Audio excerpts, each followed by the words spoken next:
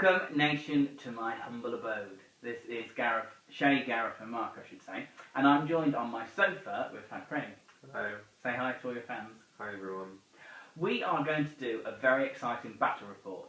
It's going to be slightly different than normal battle reports because we're going to start by creating a list. Craig's already done his, but we're going to have a go at doing the Swedish Comp, and I'm going to have a go with my vampire counts as well. We do here have the new Dark Elf book, but I don't have any models. Don't say boo. Why is it boo? I don't like them. Do you not? Why not? They're going to beat me every time. Oh, right. So we're going to create a list that's not going to beat you today. Is that what you're saying? Well, I'm helping you write it, and I know what's in my list, so... Okay, it's not, maybe I should have thought this through before. Just tell me, what is different about Swedish Comp to others? I know, because I've had a go at it before, and I had a go with it with you, and it's about balancing things out. But does it really work? Is it any good? So Swedish Comp's one of my favourite types of comp. I really enjoy it. It's quite hard to make a list for it. It's quite difficult to access for people that are new to hobby, in my opinion. So it's quite good for a well-established tournament scene, if that makes sense. So, but it lets you take whatever you want. It's fully uncomfortable Warhammer. So stuff like Dwellers is no look outside, so it's fully uncomfortable Warhammer. Awesome, that's good. Yeah, which is a lot easier, and you can have whatever you want in the list. Like, if there's one unit you really, really want to take, like 3 Terror guys, you might be able to fit them in, but you might need them, I think. So you can fit almost anything you want, but you've got to balance it out. So let's say you want the 3 Terror, and the guys that wrote the compact think 3 Terror are really powerful. Okay. Then the rest of your list will be suboptimal to try and balance the 3 Terror out, but you might still be able to fit them in. Okay. So it's not so much about disallowing things, because it is uncomped. It's about points values, and I could have a dirty list, which means I get something like -7 or 8 or something like that. So when you write your list, every unit and unit size has a minus number next to it. So you start at 300 points. Yep. And the best example I can think of is Bastardillions in the Lisbon list. They're -3, and if they have the laser beam, they're an additional -3. So my Bastardillions, I've got 3 in the list. They're -6 points each.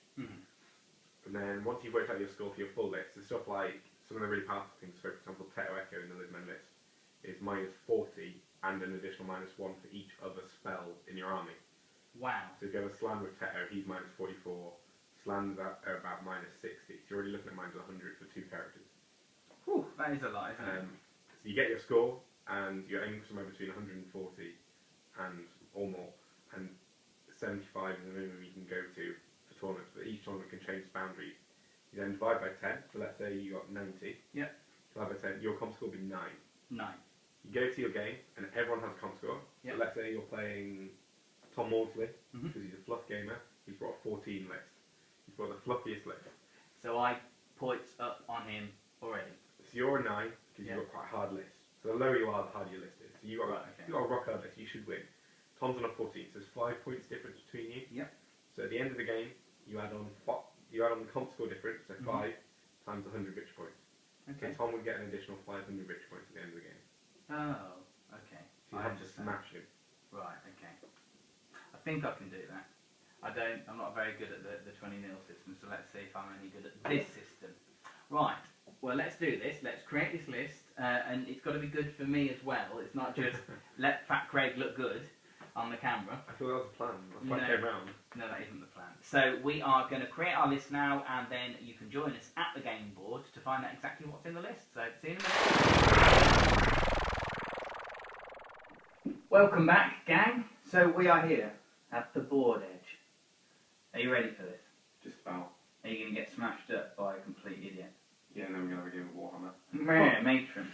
Right, so me and Craig spent about 25 minutes working out the list, and it went through several different variations. I don't know if you can see here, I'll show you over here. But it started off at 255 points, which wasn't good for what reason?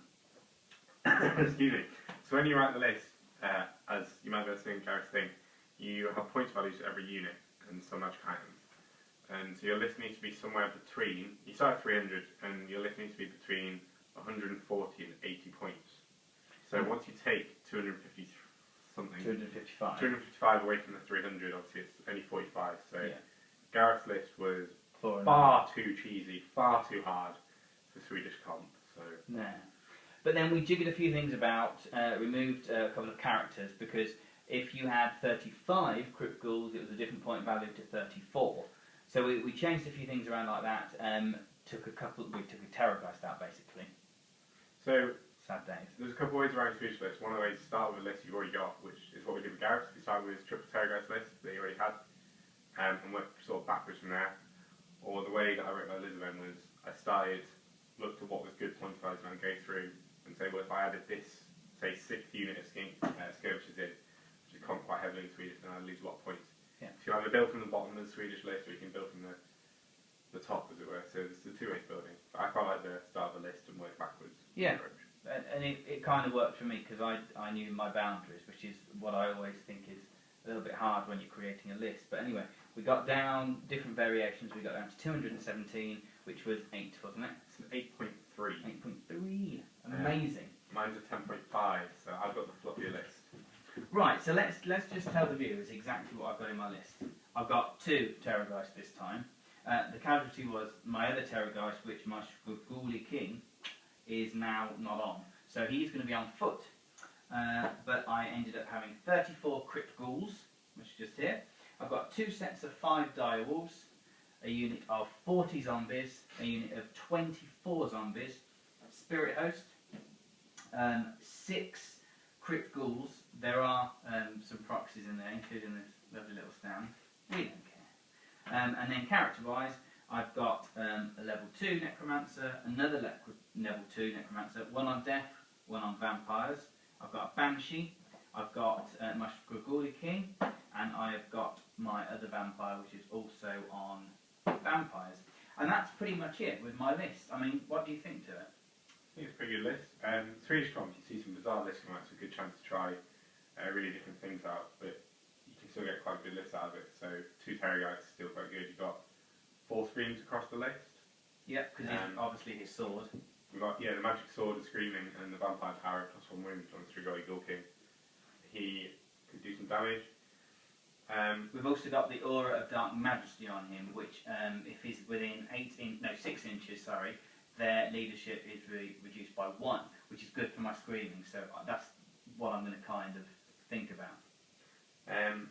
Yeah, it's quite a good list. I think it'll be quite hard for me to really get big points out of it. I'm hoping the Terrorgeists for me aren't a massive problem.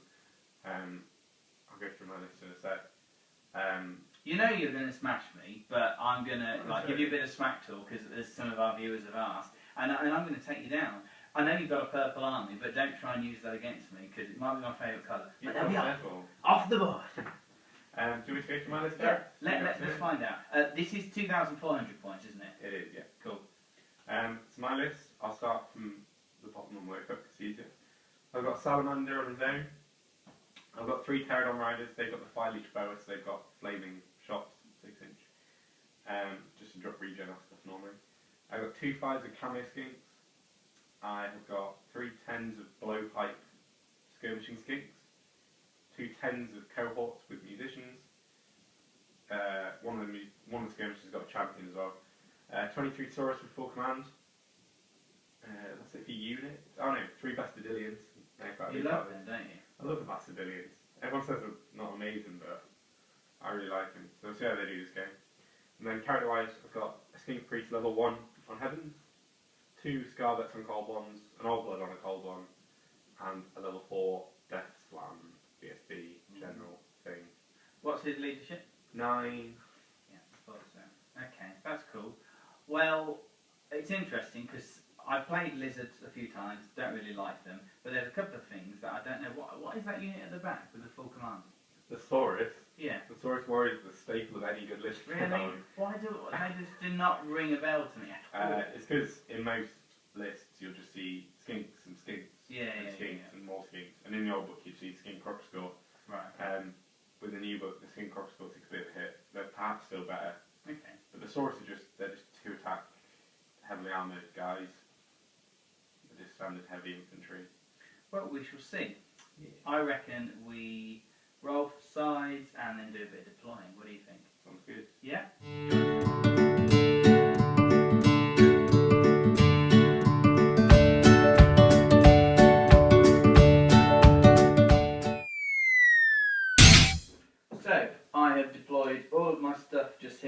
I've done my vanguards for my 2 dogs. You've got your scouts out and you've done your vanguards. Big purple line in front of me, which I'm slightly worried about because they've got lots of blowpipes. Well, that's what we're going to do best. Yeah, I know. I'm not quite sure what I'm going to do. I'm going to smash you up. There's my smack talk. But I'm not quite sure really what my best target is, and I don't want you to tell me now. My plan's Purple Sun for the win. Purple. Did you even get it in the spell? Yeah, I got Purple Sun. Oh, right, okay. Purple Sun, Spirit Leech, Fate, and Soul Blight.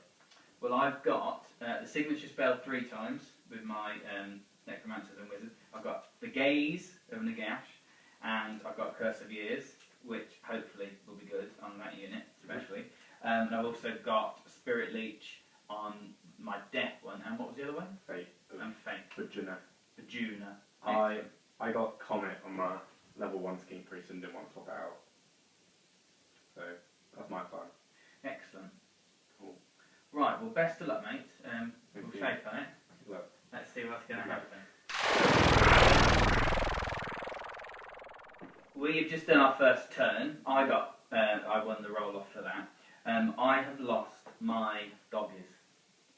Apart from one. I've got one left. And I've got 3 wounds on this Terrorgeist, which you're a little bit unhappy about because you wanted to kill it. Yeah. Now, you flew your, what are these called again? Pterodon. Pterodons, that's it, over my dogs, dropped rocks on them, practically killed that unit, leaving just 1.